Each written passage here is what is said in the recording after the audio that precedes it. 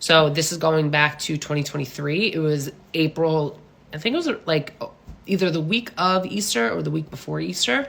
I was 9 weeks pregnant, and we lived in a duplex, and I was only attached to one other person. So it was just us in one other house. And that person, we lived there 8.5 years, and I only saw him maybe 3 times. So we never, ever saw him. Never had a car in the driveway. Just had no family, no friends, no significant other. Just basically lived on his own. So basically the whole story is we had called the cops on him a few years prior for a disgusting smell coming from his house. So we called the cops. It was the dead middle of winter. It was probably like January, February. And there was about 2 feet of snow on the ground. So we had a flat roof. So the association would come by and shovel all of our snow off of our roof. I had called the cops because there was just like a terrible smell coming from them. So long story short, the guy was not flushing his toilet. He had no running water in his house.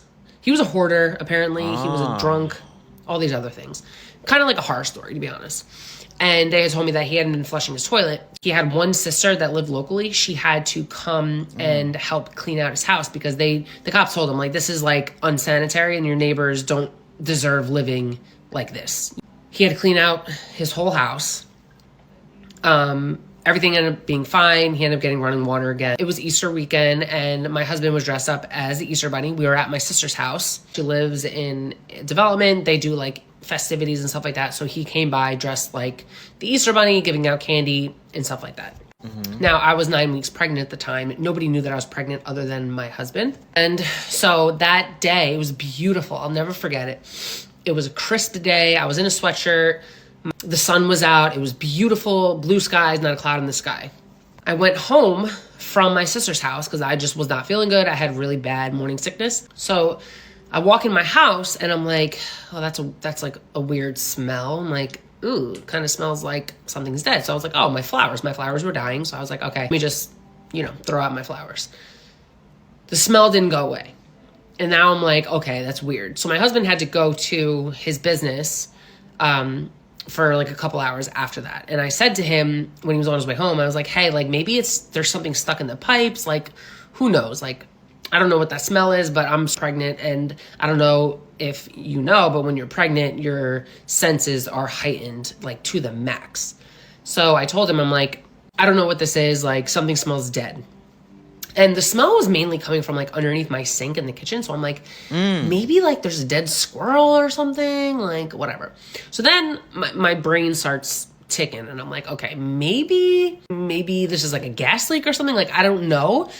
So I call the gas company. I'm like, hey, can you just come out and just check and make sure that I don't have a gas leak? I don't really know. They say it smells like sulfur. I'm like, it kind of smelled like sulfur, but like, I was like, oh, let me just, call them. So they come out, they go outside and they're like, let me just show you, because they tested everything. Nothing came back that there was gas. So he was like, here, let me go outside. I'll show you where the valve is. I'll open it up so you can smell it. So in the future, like if you do have a gas leak, whatever. Couldn't find mine. So we went to my neighbor's, my attached neighbor. He undid it. And the gust of wind that came swooping by, the guy was like, wait, is that what you're smelling? And I'm like, yeah. And he was like, yeah, no, that's not gas. He was like, something is dead. Like that's something dead. So maybe there's like a dead animal or something around here. So now I'm like, okay, this is getting a little weird. So my husband gets home. He gets on the roof and he was like, let me just check like the gas vent on the roof. So he goes on the roof. Ours looks fine, whatever. He looks at my neighbor's and there's just flies circling around. I'm like, oh my God, this is not good. So I immediately call the cops because I'm like, this is weird. Like, I don't like this, whatever. So we call the cops. Cops show up. I explain to them exactly what's happening. I'm like, I'm pregnant. I can smell literally like from a mile away. I can smell anything from a mile away at this point. And I'm like, I just need you to do a welfare check on this guy. So they come back over like 20 minutes later. They're like, hey, we haven't made any contact with the guy. And I'm like, oh no. Oh no. Oh no. So they're like, we're going to call the sister because the last time you called the cops, we got her phone number when she had to come clean out his house. So we have her number on file. So the cops call the the sister. And about 20, 30 minutes later, the cops come over, they knock on the door, and they're like, he's dead. I'm like, what? Oh. They're like, yeah, he's been dead for weeks at least. Damn. They're like, he was by the front door is where they found him. So as soon as they opened up the door, he was right there. Dang, I wonder if he was trying to like go get help, if he felt himself like, something was happening to him or something like that, because he was by the front door. So I'm trying to, I wonder if he was trying to get some help or something like that, or go outside or something. So after the cops showed up and they told me that he was dead, I immediately started bawling my eyes out. My husband's there and I'm just crying uncontrollably. They felt so bad. They're like, this poor girl is already hormonally unstable, because first trimester, if you get it, you get it. I'm throwing up already. So the smell that I was smelling, it just made my nausea even more, especially knowing that somebody was dead. Yeah. If you've ever smelt a dead body, you'll never unsmell it again. Like, it is so distinct, and it's not like a dead animal smell. It's different. It's very, very different. After they tell me that he's dead, they basically give me like a rundown of like what's going to happen. So procedure is they have to call ambulance because, they got to have them come and get him. But at this point, I don't know if you know this, but when your body starts to decompose, it basically turns into liquid. So emergency management shows up to our house. Now, we lived in like a circle. So the amount of cops, ambulance, emergency management, like all these people showed up, and now it's broad daylight and people are outside. They're like vacuuming their lawns. Okay. People wanted to know what the tea was and what was happening. Yeah. So the emergency management guy comes over and he brings us outside and he was giving us the rundown. So basically what they had to do is they had to clean him up. And from there, they have to gut his entire house. He told me, he was like, what you're going to do tonight is you're going to go in your house. You're going to close all your windows. Do not come outside. Don't open your doors because the smell is going to get worse once we move him. It's like breaking a seal. So he was not wrong. The smell was so intense. I can't even describe it. At this point, we had to have the health department come over and they had to test all of our walls. So like where our attached wall is. So apparently when you die and you've liquefied, anything your body fluids touch has to get gutted. Okay. So they had to test all of our walls because they said if it made its way to our wall, they were going to have to gut our house as well. So they had to test everything. So positive, they came back and they're like, everything is fine. Nothing was, nothing came over on your side. Thank God. And they had a test for mold because apparently his entire house was just filled with mold. But thank God we didn't have any mold, nothing like that. They do all the testing. The woman gives me her card and she's like, hey, like, if you need anything, please don't hesitate. Congratulations on your pregnancy. Do you have anybody that you can move in with for a little while until this gets resolved? Me and my husband had to move in with my sister. Now, the next day, my husband goes to work and I'm just like, I'm sleeping and I'm just woken by the just dead body. And I'm just horrified. Like, I'm literally living in a nightmare, it felt like. So I call my sister first thing in the morning. I'm like, you got to come here because emergency management's going to come here and whatever. Like, they were in full hazmat suits, like head to toe. Okay, she ain't at her sister's house yet. Everything. Like, the whole get up. Somebody say, poor guy, he had to be battling something internally for his situation to turn into that. Then for him to die and no one in the world thinking to check in on him. Really sad because when we moved in, our landlords had told us that there was a guy that was attached to us that they had never seen either, and they had owned that place for a really long time. And any of the tenants that he had living there had basically mentioned the same thing, like they've never seen him, tried to talk to him, tried knocking on his door, and he would just ignore everybody. People in our neighborhood that lived there knew him and had invited him over for Christmas, for Easter, for dinner. And he just denied everybody's help. He wanted nothing to do with anybody.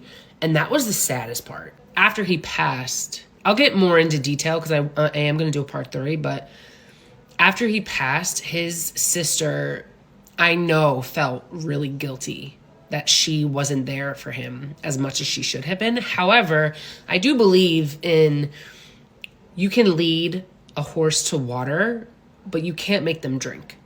So she had lived locally and wanted to see him more and would call him more often. But from what she said, that he just denied every phone call, didn't call her back, just like didn't want her over the house at all. So, I mean, sometimes you think about it and you're just like, you feel bad, but also at the same time, like, if he's completely denying your help or just even like your company, that's on him, right? And it's unfortunate because he ended up dying alone, which is so sad. And that's also part of the reason in part 2, I mentioned that I was bawling my eyes out the second that I found out that he was dead. Because 1, not only was I smelling a dead body, but 2, all I kept thinking was, oh my God, this man, nobody cared enough to call him, check in on him, to show up at his house. Like, nobody cared. Nobody cared. And I'm a very compassionate, empathetic person. And that was like the thought that just kept running through my head was, oh my God, this poor guy is gone. He died with nobody. People were like kind of confused as far as like the timeline. When I called the cops, everyone showed up, EMS, the ambulance, fire department, emergency management, health department, everybody showed up. They tested on my walls. The emergency management told me what the next steps were as far as like, leave your doors closed, your windows closed, stay in your house. The smell is going to get worse. So after he had told me that, the smell was bad. Don't get me wrong. The smell was really bad, but it got worse the next day. So people were asking like, why didn't I leave? Like right in that moment, like move in with my sister. Now, first off, my sister has a family. So like just to spring it upon her and be like, hey, can I move in? You know, would she? Did she? Yes. That night, I did mention in my video that I smelt it most in the kitchen. It was mainly like underneath my sink is really, really where it was like really bad. I should insert a picture. There was like a giant hole where the plumbing was. So we were like, oh, that's probably where it's coming from. There's just a gaping hole and then you can see the wall. Not that that was the wall that we were attached. It was like the other side of the kitchen, but it didn't matter. Like it's going to travel through the walls anyway. This whole time, my husband, he had COVID in 2020, so his sense of smell was not great. So for him, God bless, like he really couldn't smell it. He thought I was crazy for calling the cops in the first place. The first time that I did a few years ago, and then the second time, obviously when he realized that the guy was dead, he was like, oh, glad you called the cops. So anyway, that night we ended up making dinner. I guess like when I made dinner, it just smelled like dinner in my, in my house. So we made dinner. Everything was normal. You still smelt it, but it wasn't that bad. My husband goes to work super, super early in the morning. Sometimes he leaves for work like 3, 4 in the morning. So this so happens to be one of those days where he left super early. The whole night, it started around like 12-ish o'clock in the morning where I like woke up and my entire room was just engulfed in this smell. And I'm like, oh my God. And I didn't want to wake him up because he had already lost sleep, from this whole situation. And he had to be up early. So I didn't want to like wake him up. So I basically stayed awake the entire night. I didn't go to sleep because I was just petrified. Like I was having nightmares about it. Like just the thought of this whole thing. So he leaves our bedroom and he said, Mare, it's worse out in the living room. And so like the way our layout was, our kitchen was here, living room, dining room, and then you go down a hallway, the bathroom, and then our bedroom was there. It was a 1-bedroom apartment. I was like terrified to leave the room at that point. He went to work.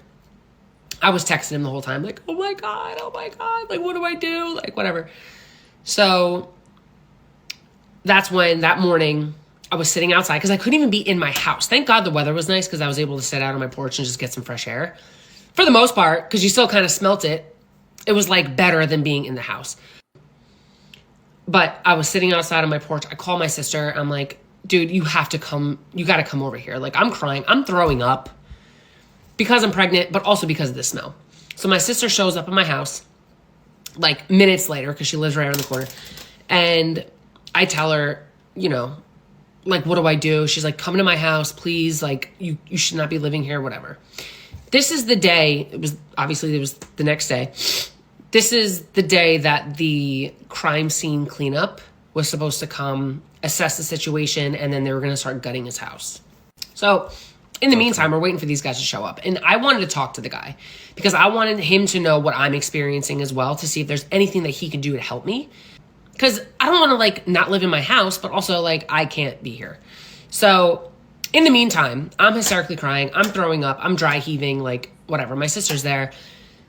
And I just start crying because now I'm like, okay, I'm going to go to her house. I'm going to be throwing up. Ain't be stressing too bad. You got a baby. You pregnant. Not because of the smell anymore, because the smell is not going to be in her house. I got to tell her that I'm pregnant. So now I'm like, this is not how I wanted to tell you, but I'm pregnant. So now she's crying, smelling this smell in my living room. She's crying because I'm pregnant and she's so happy. I'm crying because I feel terrible. I'm pregnant. I'm smelling the smell, whatever. So now we're both crying, whatever. Not the best way to tell your sibling that you are pregnant for the first time. So now the crime scene cleanup guy shows up probably like 11:30. And I see him in the driveway and I walk up to him like, hey man, like he can see that I'm crying still. I'm like just so upset. I tell him what's going on. He's like, all right, let me just go in. Let me see what I'm dealing with. And then I'll come back out and I'll talk to you. So he goes in, he comes out maybe like 2 hours later. And he was like, it's bad. It's really bad. He started to gut the house the next day.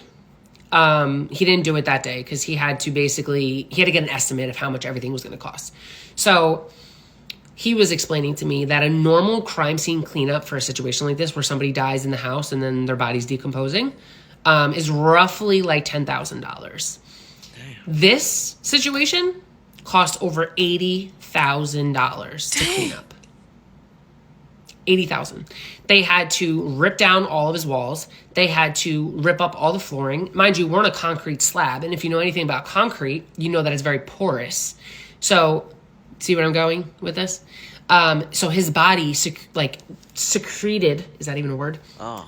The secretion from his bodily fluids went into the cement. So it went into the foundation of the home. Damn. So they had to rip up all the floors. They had to gut his entire kitchen. They had to basically rip up every single, down to the studs. This took about 5 to 6 days, maybe a little bit longer. I saw the guy every single day. So now in the meantime, he was the kindest man. He was amazing. He came over to my house and he was like, oh yeah, I can smell it. He tested everything again. He wanted to make sure that no bacteria, even after being there the first day when the health department came over and tested everything, he was like, it's been a full day. Let me just test all your walls again, whatever. And he was saying, everything's clean. You're okay. He said, obviously the smell is really bad, but he's like, it's not harmful to you, but it is a nuisance. Like, nobody wants to smell a dead body. So now my question is like, am I going to have to like throw out my furniture, my clothes, like everything? To me, now everything feels contaminated, like as if everything's going to permanently smell like a dead body. So what he did was, which I don't even think that he was allowed to do this, but he did it just to help me out because he knew my situation. And I told him, I'm not going to be in the house. So he took like an ozone machine. It's like this gigantic fan. Sometimes people say that it doesn't work. I don't really know. It seemed to work in my house. And what he did was he just ran it in my living room continuously, 24 hours a day for like a full week and a half. Well, maybe not a week and a half. Maybe it was like a full week. And that helped like clear out any smells. Also, I had purchased like charcoal, which you can get on like Amazon. They're like little bags of charcoal that are supposed to like take away like any animal, like dead animal smell. I don't think it really worked, but they say it's supposed to. I don't know. Anyway, so he put the ozone machine in my house, and I'm now not living there, but I was like going back and forth from my sister's house to the house just to make sure like everything's okay. The smell did not go away for like at least 4 days. It was like at least 4 days. Ozone machine is in my house, just like working, trying to get rid of the smell. They're doing demolition on his house. At this point, I had spoken to the sister. So I believe it was like the next day after this whole thing happened, or maybe it was a couple days after. I don't remember the timeline. I saw her in the driveway one day. It was her and her husband, and I walked outside, and I wanted to give her my condolences.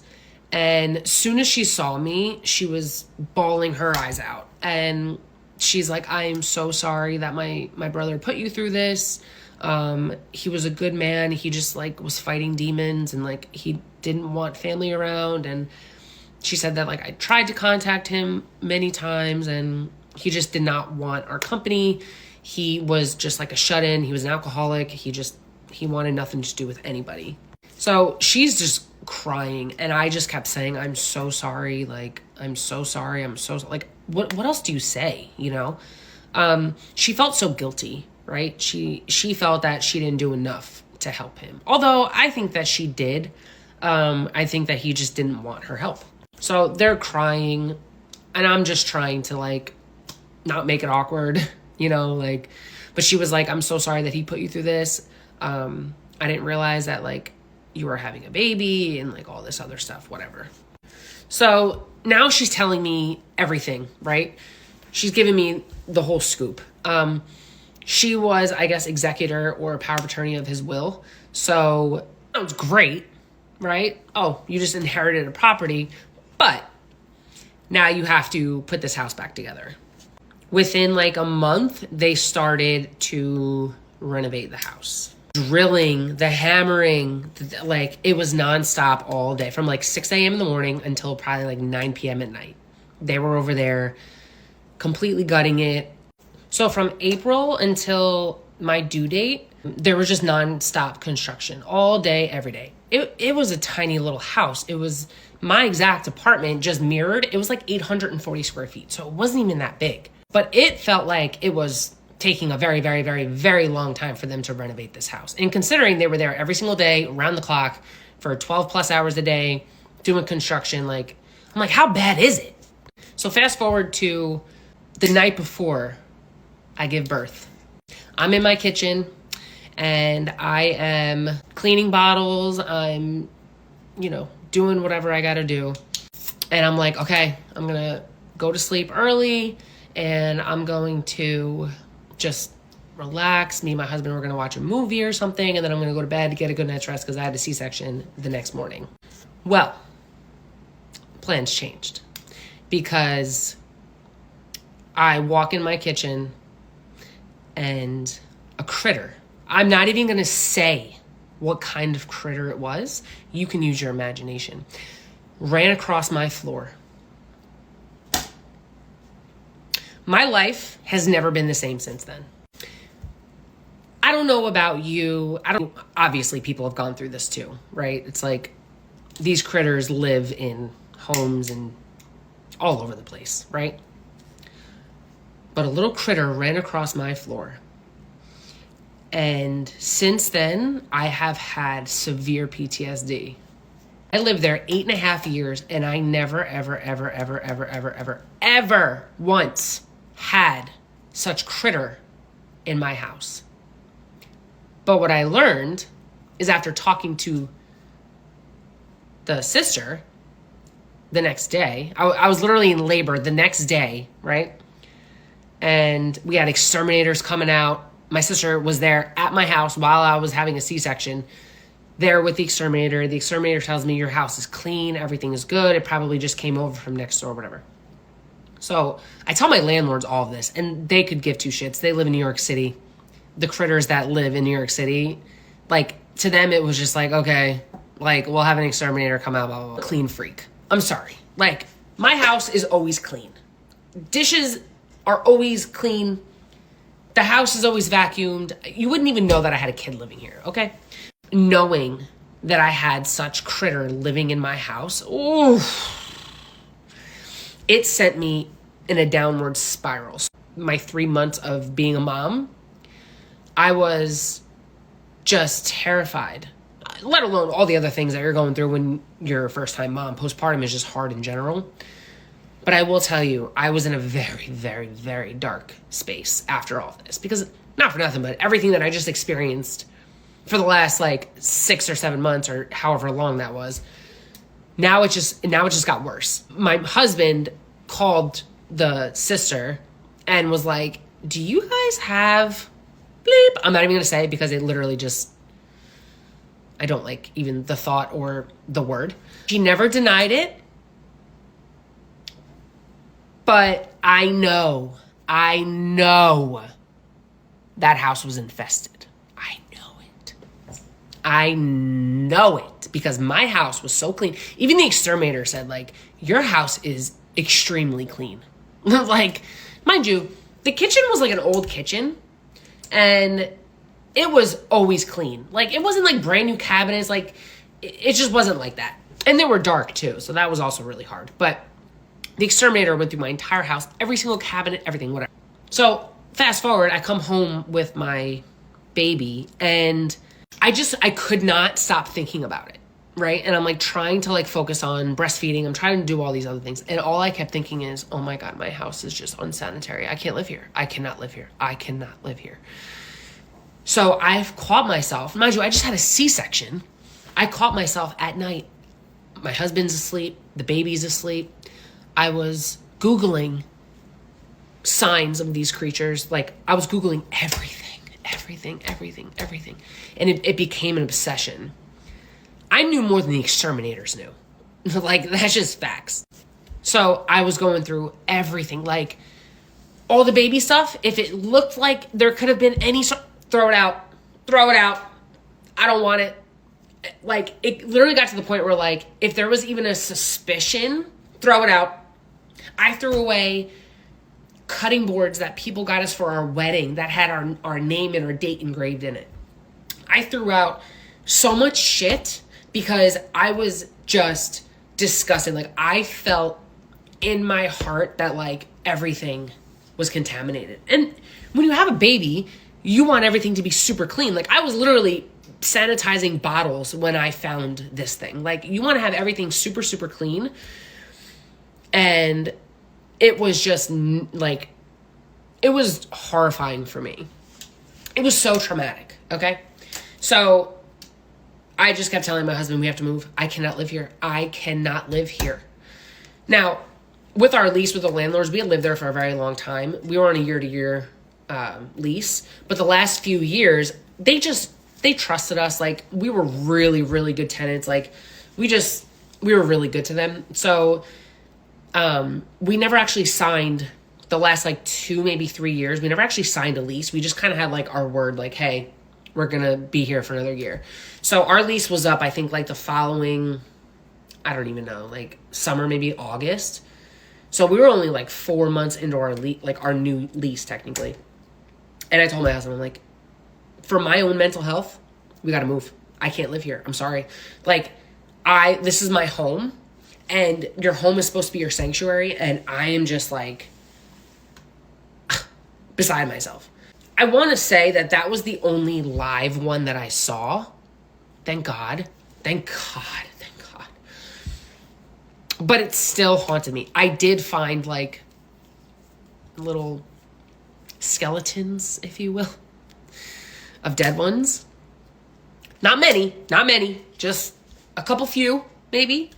But it didn't matter. One was too many. Now we're just like searching for homes. And at this point, like 2023, like prices were skyrocketing. The apartment that we were living in, we moved in 2016 and we were paying $1,250.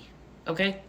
By the time COVID happened, they only had raised our rent maybe once or twice in that whole time. Like, so in that 6 years, what was that, 4 years? 2016. Yeah. In those 4 years, they only raised our rent once. So they didn't even raise it in 2020 and they didn't raise it in 2021. So like, we were really grateful for that. But by the time we left, I think we were paying like $1,380, right? Super cheap. So now we find a place, we really like it. We go, we see it. It's like middle of January. I'm like, we're moving. I don't care how much we got to pay. Like, we got to get the fuck out of here. I could not stay in that house anymore. I just felt bad juju, bad vibes. I just like, for obvious reasons. So now we had to break it to our landlord that we were moving, whatever. Honestly, they didn't even give us a hard time. They were like, okay, we get it. Yes, you can move, no problem. So the timeline. So around the time that I gave birth, the house that they were renovating, my neighbor's house, it was like kind of coming to an end. There was like little stragglers here. They were putting like, you know, all the utilities and the furniture. They were like furnishing it to take pictures so they could sell the house. Well, the sister figured, let me try and see if Mary and her husband and their newborn baby would like to buy the house. Lady, you honestly think that after everything that me and my husband and my newborn baby have gone through, from all the times we told you to please stop drilling, it's 7 o'clock, my baby needs to go to sleep, do you have little critters in your house because now they're on my side? Your brother was dead. Like, do you honestly think that I want to move into that house? Like, what? Let alone buy it? Own this house? What makes you think that I want to buy that one? What?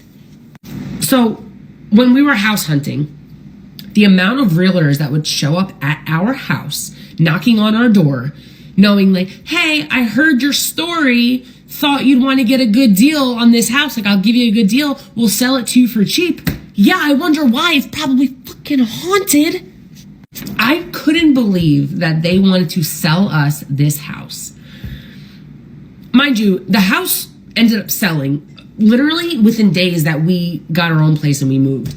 And it sold to the police department, the K9 unit. So that was kind of funny. And one of those guys bought it. I'm pretty sure he knows the story. They probably gave it to him cheaper. Who knows? But what made you think that I was going to buy this house? Like, I have no idea. Some people are into that weird shit. Like, if it's haunted, they want to buy. No, absolutely not. Haunted, bugs, critter, nothing. I want nothing to do with any of it. Like, I was so checked out at that point. I was checked out the day that I saw it. Okay. I wanted out. I wanted out of that place as quick as possible. So after we told this lady, I'm not even kidding you, she must have asked us like 4 or 5 times, like on different occasions. We would see her in the driveway. Hey, are you looking to buy? Hey, the house is still up. We can't find a seller. You want it? Hey, did you guys find a place yet? Like, lady, I don't want the fucking house, okay? Like, I don't want it. We pack up everything. We didn't use cardboard boxes.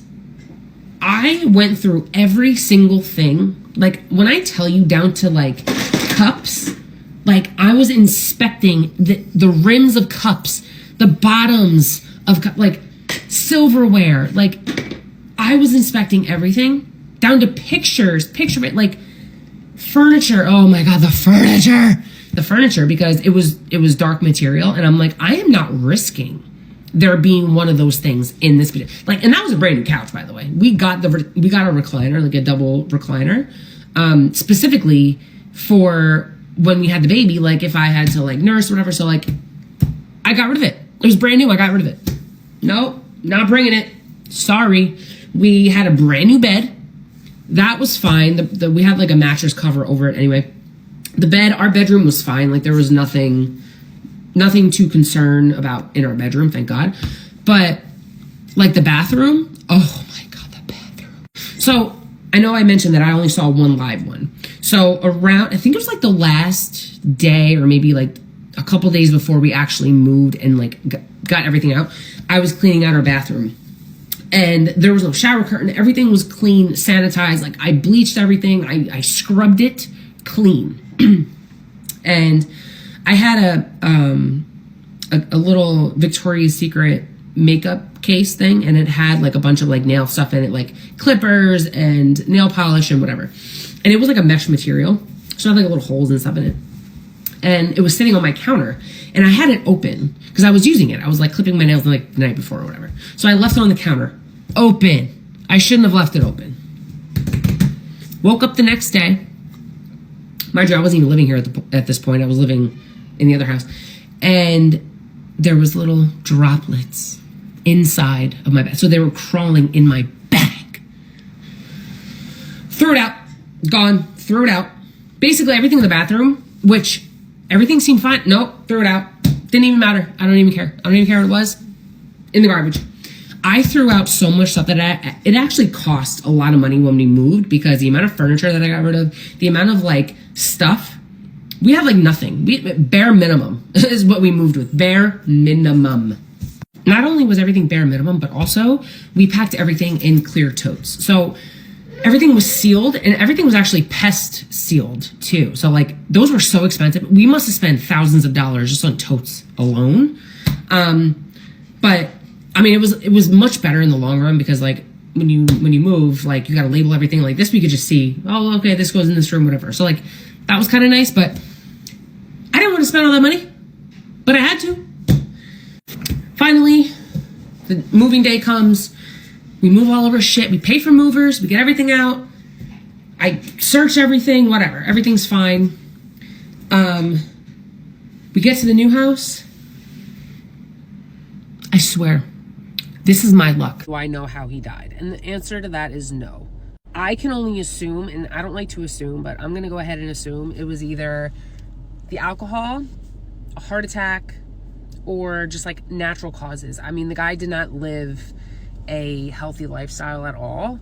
He did not take care of himself. So he was 65 plus years old. I looked it up. I was trying to see any information I can get. He's been dead almost 3 years now, and he doesn't even have an obituary. So I don't know this answer, and I'm definitely not gonna, reach out to the sister and ask, but those are my assumptions. We are in the process of moving. We found a place that we really, really liked.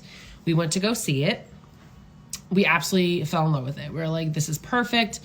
Perfect for our newborn. It was a townhouse. Before, we had one bedroom. It was one floor. It was really small.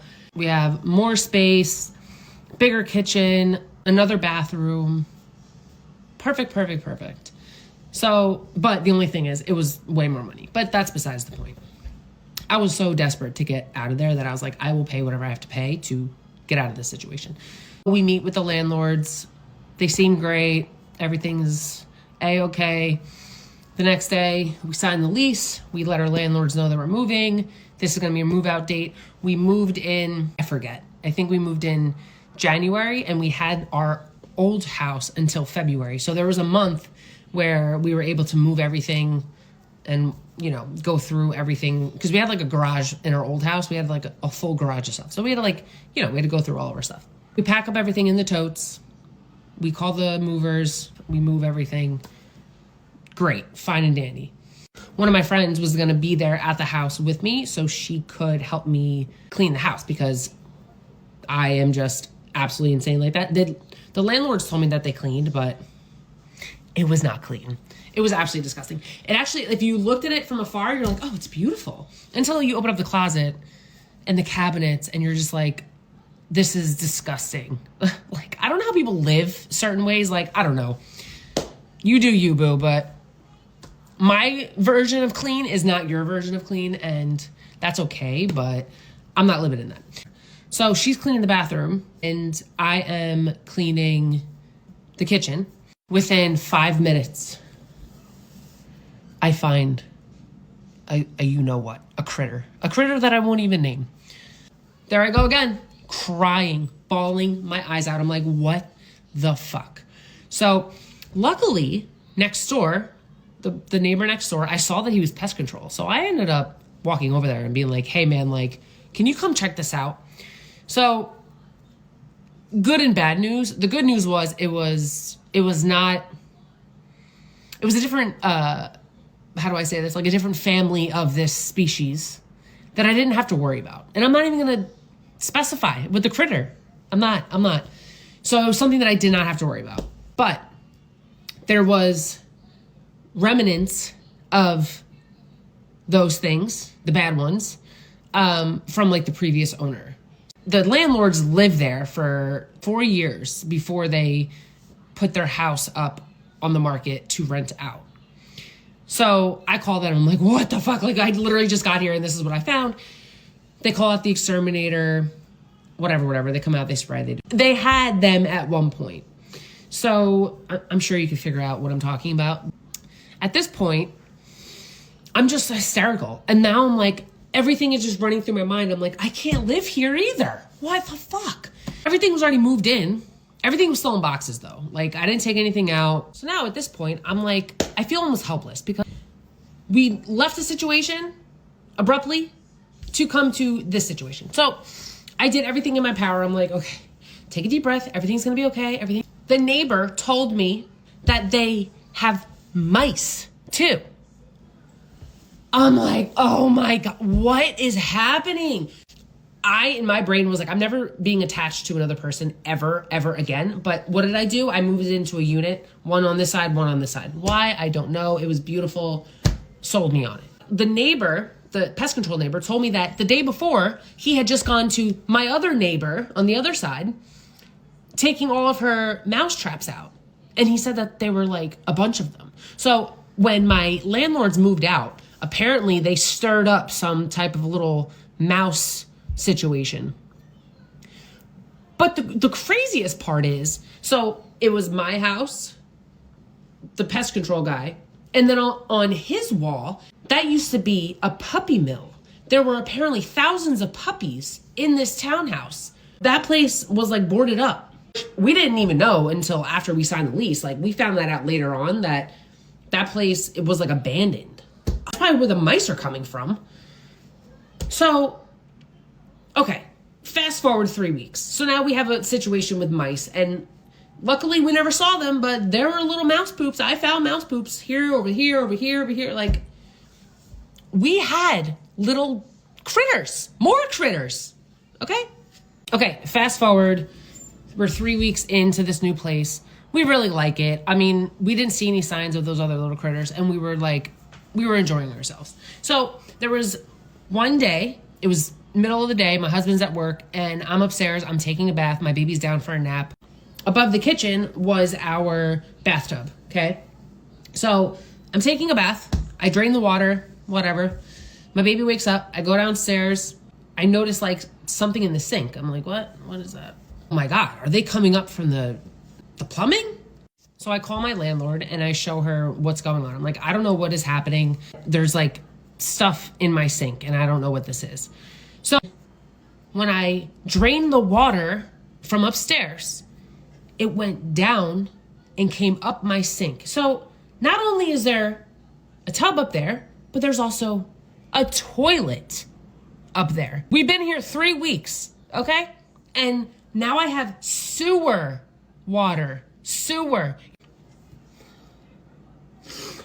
water. And I'm worried about sanitation. Oh my God. This happened during the day. It didn't actually pump with sewer until my husband got home. It was like 11 o'clock at night. And I noticed that our entire sink, deep with shit water. Call my landlord. They don't answer. Call, nothing. So finally I call a plumber. I'm like, this is an emergency. Like this needs to be fixed right now. Since COVID, there's no such thing as 24-hour-a-day plumbing anywhere. So I call the guy and I'm like, we call a bunch of different places actually. We called probably 10 different plumbers. Finally, they scheduled us for like 7 o'clock the next morning. My poor husband had to clean this, plunge it, clean it. So the next day, the plumber shows up. Finally, my landlords get back to me and tell me how they didn't want to pay the plumber to fix it. He was like, he told her, he was like, no, there is raw sewage coming up from her sink. Tell me how they asked me, oh, did your 3-month-old happen to put something down the drain to clog it? Are you people insane? Are you people fucking insane? It makes me so mad. So I have sewer in my freaking sink and now they don't want to pay for it. So they're like, absolutely not. You got to contact the association. Everything has to go through them. They're the ones that have like a plumber that they go through. So this guy's standing in my kitchen and he can't even fix it because it's going to cost too much money and they don't have the money. My landlord literally told me that this was supposed to be a walk in the park. I didn't think that I'd have to be responsible for all this. You didn't read the freaking landlord handbook, people?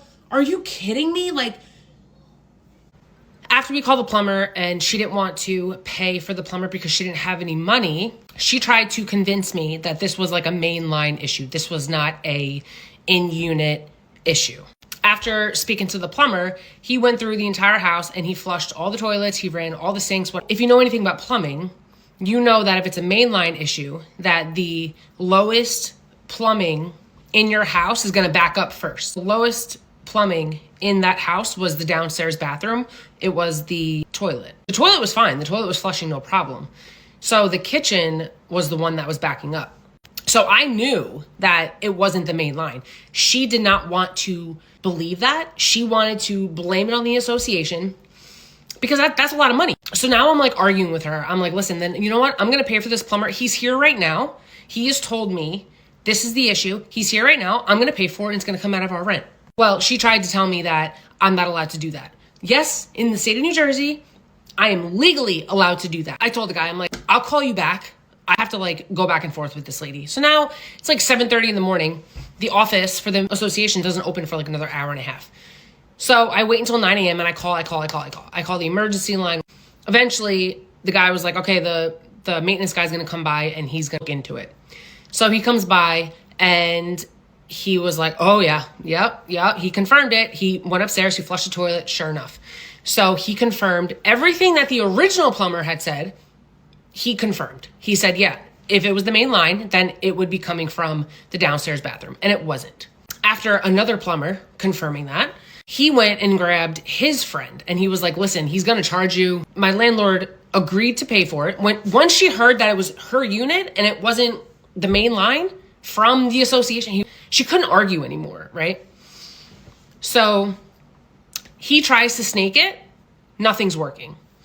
Finally, he calls his friend. His friend comes. He snakes it. He goes upstairs. He runs the water for like 25, 30 minutes just to make sure, whatever. Everything was fine. He put everything back together. He actually redid the plumbing, which also, I didn't tell you, that the dishwasher was backing up as well. Didn't even put the pipes in right when they got a new dishwasher. Everything was just done wrong. We get the plumbing fixed, whatever. They leave. Like a week later, same thing. Happens again. And of course, it's always at like 10 or 11 o'clock at night when I want to go take a shower or my husband wants to go take a shower. She calls back the same plumber that originally did, the maintenance guy and then his friend. They came back, did it again. They snaked it again. Then they're telling me it might be the line that's leading to the main line. So if that's the case, we're either going to have to call somebody to get a camera and see what's going on, because it could be roots. It could be a bunch of different things. Then he said that if it is, in fact, where it's leading out to the main line, that's where my living room was. So they said that they would have to, I'm on a concrete slab again, they would have to jackhammer into the concrete to get to the pipe. Okay, so now we have another plumber come out because those guys, they couldn't figure it out. So I'm going to plumber come out because now it's happened 3, maybe 4 times. Again, it's like 9 o'clock at night. And another plumber comes out and he explains it's not the main line. Let me just go upstairs. Let me snake the upstairs. After having to beg my landlords because they already paid one plumber to do it and he did a shitty job. So now we had to pay another plumber. Not my problem. This is what it's like being a landlord. He goes up, he snakes the toilet. We all heard it. We heard him hit something. So either 100 foot or 75, I forget how, took the toilet off and just stuck it down into the pipe, and wherever it went is where it went. So he has no clue exactly where that blockage was, but thank God it worked. So I was like, thank you, Jesus. Thank you, Jesus. I just want a normal life. I just want to go back to my life. Fast forward, that was 3 weeks in. We're still having issues with mice. Smelling them, I swear. Like, you don't know what it's like to experience any type of critter or creepy crawly. That's a beautiful thing. So I'm in the spare bedroom one day with my husband. Spare bedroom was supposed to be our son's nursery. Okay. In the first home, he was just living in our bedroom. So, because we only had a 1 bedroom. So we wanted to make this really special and give him his own little space. So it was a Sunday night and trying to envision what his nursery is going to look like. And then I get a phone call from my landlord. I'm like, this is weird. Haven't spoke to you in like a month. She tells me that her and her husband, their financial situation has changed. And now they want to sell the house. At this point, we're only about 2 months into our lease that we signed for a full year. And when we moved here, we agreed that there is a possibility that we want to stay longer, but we want to see how the year goes and then we'll go from there. We'll catch up at the end of the lease and we'll see mutually what we want to do. So now they're telling me that they want to sell the house. So I'm just sitting there, not saying a word, because now I just moved unexpectedly to this place, trying to find a home to feel safe with my family. That, okay, so when are you going to sell it? She goes, well, we just started talking about it. We're still in the beginning stages. Okay. It's almost as if they sat at the kitchen table for dinner and they were like, you know what? This house has a lot of issues. How about we sell it? I swear, it's almost like they just had the conversation, just like they put their house up. Just like they put their house up. Randomly, one day they're like, you know what? Let's lease it out. You know what? Let's sell the house now. No thought process through this entire thing. So, okay. So she tells me, but what I wanted to do is I wanted to offer the house to you guys before we put it on the market. Do I have moron written across my forehead? My last house, they tried to get me to buy my neighbor's house. Now all these issues in this house, you want me to buy this house? Girl, no. Absolutely not. Absolutely not. Whatever, I probably could have gotten a good deal on it. But no, bad juju. Because not for nothing, but these people were so about themselves. They did not give a shit about me and my family. I was just going to sell the house. Okay. I was giving her one-word answers because I'm like, this has to be a joke. So finally, we hang up the phone. I tell my husband what she told me. He's like, you got to be fucking kidding me. So I did ask her. I said, so what if you sell it in the next month? She goes, well, then you'd have to be out by the closing day. The next day, I contact a lawyer because I have to know my rights. He harassed me for a week because I didn't want to give it any sort of entertainment because she tells me that like her situation has changed and they have to move out of her brother's house because they moved in there because they wanted to save money to buy their own house. You should have never put your house up for a lease. You should have sold it right then and there. Period. So now I get a lawyer involved. In the state of New Jersey, if you have a tenant, you sell the house, the new owners would have to ride out that lease until the end of their lease. And then either you can choose to rent it out or you just basically say, okay, well, your lease is up. But the clause in the association is nobody can rent any of those units for 2 years of owning it. So even if they sold it, the new owners wouldn't be allowed to rent to us. So we would literally be kicked out. I called my lawyer and the lawyer was like, absolutely not. Like, you just tell them that you're not interested and that you're going to ride out your lease until the end. After we had told them that, sorry, we're not interested, from this point, it was just super awkward because you decided that it was a good idea to put your house up for a lease and then back out of it when there's a family with a newborn baby involved. So at this point, in the beginning, I felt bad. Because I'm like, this really sucks. You put your house up to lease it to make money without doing any research, and all of this happened, and now you want to back out of it. I kind of felt bad because I'm like, obviously they had no clue what they were getting themselves into. But then my husband had to quickly snap me out of that and say, that is not our problem. Our problem is us and our child. And realize that was really telling. To do that to a newborn and like to basically say that you're on your own. Who does that? Like, who does that to somebody? You have to be a really cruel human being. After realizing that this is just who these people are, I kind of switched how I spoke to them. I honestly either wouldn't respond, or if I did, it was just like cold, one-word answers. Okay. As many times as me and my husband wanted to curse them out and just tell them, like, you people are putting us through hell. Not even trying to sound dramatic. I'm telling you this because we truly were put through the ringer from these people. Sorry, the landscapers are blowing the leaves. Is this not the coolest way to blow some leaves? Okay, if you hear it in the background, I'm sorry. They keep coming back. So, anywho, I stopped being nice. And I'm a very nice person. I will make my life harder to make your life easier until Until you give me a reason not to be nice anymore, then you've completely lost my trust and my respect. When we looked at that place, I was like, oh my God, the Christmas lights would be so beautiful in here, going up and down the railing. I was so excited. I had envisioned what I was gonna do for Christmas. And when Christmas came, we didn't decorate until days before Christmas because we had no idea if they were gonna kick us out or if they were gonna sell the house. We got a letter in the mail about 60 days prior to our lease being up saying that it can happen at any moment, that they were gonna start showing the house and they were gonna have an open house and all of this. Honestly, we didn't even put anything on the walls. We didn't decorate the house at all because we're like, well, if we're not gonna be here next year, what's the point? Our spare bedroom was our storage unit. We still had everything in totes because why were we gonna unpack everything if we were gonna move? When Christmas came around and we didn't decorate until a few days before Christmas, like that was just disappointing for me. I love Christmas. Christmas is huge in our house. We were searching for homes for months and months and could not find anything worth our money and our time to even go look at. The ones that we did look at just were not it. We're doing everything we can. We have a realtor. He's trying to find out where we should live. It was after New Year's.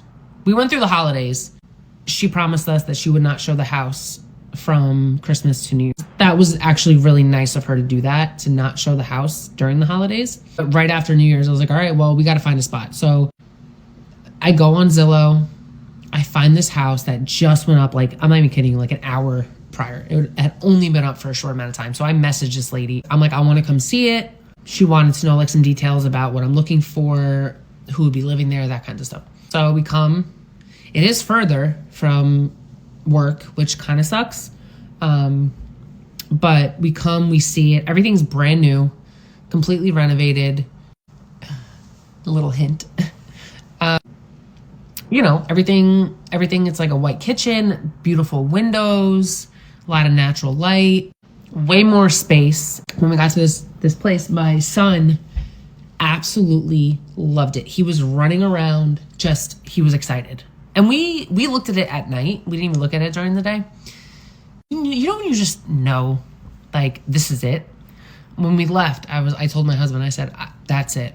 Like, I don't care if we have to spend more in it and it's further away. Like, that's the place that I want to move to. We spoke to the landlord or whatever, and she wanted to do it right away. So as this story wraps up, like now that I'm talking about the new house, it's so funny telling the story because now I'm just like, I don't even want to speak about the old house anymore. But one thing that I will say is when we moved, this move was so much better, so much easier, so much better. When we moved, our son went back to the townhouse when everything was cleared out, and just so we can get our security deposit back and we can meet with our old landlords. My son started screaming, crying, walking in that home. My son he didn't even recognize it anymore. He didn't want to be there. He was crying. I'm like, I know that he feels so much more at home in this new home. We have now been in this house for 11 months. And we are so happy here. It's cozy. Everything's clean, brand new. Appliances are brand new. Flooring, sheetrock, paint, bathrooms, tubs, sinks. Everything. Everything was brand new. I was able to start from scratch. And my mentality has changed so much living here. I'm at ease. I'm no longer searching for signs of things. Although sometimes when I see something in the corner of my eye, I do automatically think, is that what I'm thinking it is? I do have those thoughts. I do have that anxiety still. Living here has been such a blessing for me and my family. I see how much happier I am. I feel it. My husband feels it. He's happier. My son is so much happier. He loves it here. This is his home. This is where we plan to stay for, a little while at least. And I think that we had to go through that to get to this point. We had to go through all the trials and the tribulations and the experience, the trauma that we went through. Like, I feel like we had to go through that to get to this point.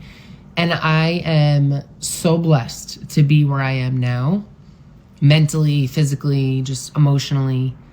It took a while, and it's still like a work in progress. I know that may sound crazy, but postpartum alone takes a long time. It takes about 2 years for your hormones to regulate. My son just turned 2 in November, so it's December. So I'm starting to really feel like myself again. It took me a really long time. But I'm just so glad that all of this happened, because I can look back on it now and I can think like, damn, that was hard. That was a dark time. That was a really dark time for me and my family, but we got through it. We made it through, and every day we had to remind ourselves, like, we're going to get through this. Everything's going to be fine. We're going to be okay. And thank God for my husband. He is a saint, and I'm so grateful for him every single day. And there's a reason why I married him.